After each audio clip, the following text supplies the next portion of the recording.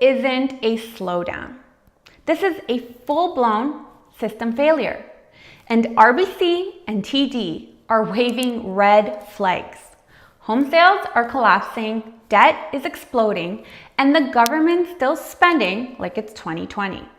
If this doesn't wake us up, honestly, I don't think anything will. RBC and TD are now publicly sounding the alarm. Canada's housing market is in full-blown correction, and it's exposing massive cracks in our entire financial system. Home sales in Ontario dropped 25% in April, with the GTA falling 33%. RBC calls this one of the most intense corrections on record. TD is predicting a 15 to 20% home price drop from the 2023 peak by the end of 2025. That's not just a pause, that's a full reset.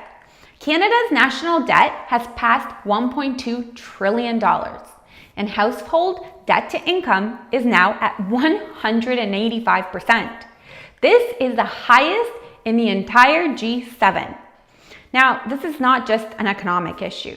This is a generational risk. We are the most indebted population among the wealthy nations. And it's not just mortgages either. It's credit cards, car loans, lines of credit, and all of it is getting more expensive by the day. Families are renewing mortgages at double their previous rates. Seniors are burning through their pensions just to pay for basic utilities. And banks? They're not waiting around. They're just scaling back credit. There are Canadians getting letters from their banks cutting back approved lines of credit. $500,000 down to $400,000 just overnight. This is happening. And now the Ontario Housing Starts SAAR for May 2025 were reported at 68,800 units, which is up slightly from April, but down a sharp 20.7% compared to the same time last year. That's from Stats Canada and CMHC data. In the GTA specifically, only 1,225 new housing starts were recorded in March of 2025. That's a 65% drop year over year. You heard that right. 65%. That's in a region that's supposed to be absorbing thousands of new residents every month. We're basically building nothing. GTA average home prices also fell 1.1 million on average, down over 4% year over year. Mississauga saw an 11.7% drop. The sales to new listings ratio sits at around 30%, deep in buyer's market territory. Now let's talk about tariffs. The US imports more aluminum from Canada than anywhere else. And while that raises costs for Americans, it also raises them for us as well. Canadian and American steel industries are deeply linked. We send raw material, they fabricate beams, we buy them back. Same story in the auto industry. Parts cross the border up to 8 times before becoming a finished product. In the middle of a housing crisis, these tariffs, or even just the threat of them, could push project costs through the roof. Builders are already behind on housing supply and are now facing new threats. The I-beam most come from the US. If it's tariffed, the cost of every floor, wall, and ceiling in high-rise jumps. Builders could try sourcing locally, but in most cases, there is no substitute, especially for things like wide flange beams, cement, gypsum, or rebar.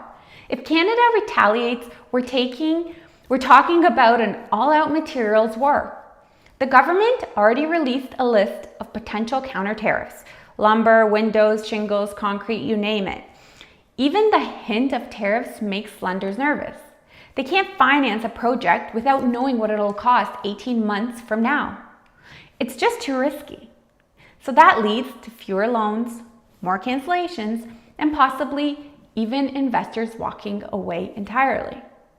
And that's where the real danger sets in, because this no longer plays out. The more we lose, not just money, but confidence.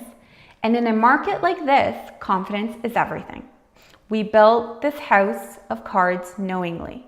The government encouraged borrowing, the banks enabled it, and consumers bought in. Because we were all told that this was the only way to build wealth. Buy. We had hoped that rates would stay low forever. Prices would never fall, but here we are. RBC says Canada's economy is now smaller than it was in 2019, when adjusted for inflation and immigration. I mean, that's shocking.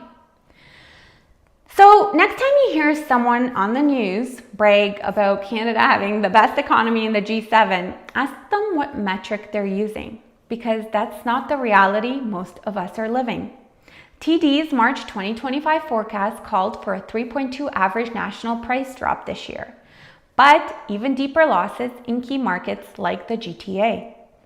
For condos, TD says a 15 to 20% drop by the end of 2025 from the 2023 peak.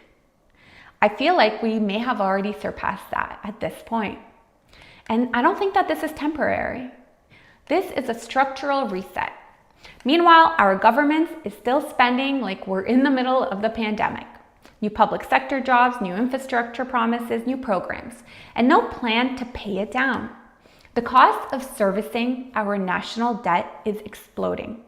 Billions in interest alone every year, and we're not paying any of it off. We're just borrowing more to cover the interest on what we already owe. And then we're making all these other commitments for, military spending. So where is all of this money going to come from? This sounds like a credit card cycle from hell. You can't solve debt by adding more debt. But that's what we're doing. And eventually, someone pays for it. And this is a bit of a spoiler alert. It's not going to be the ones signing off on it.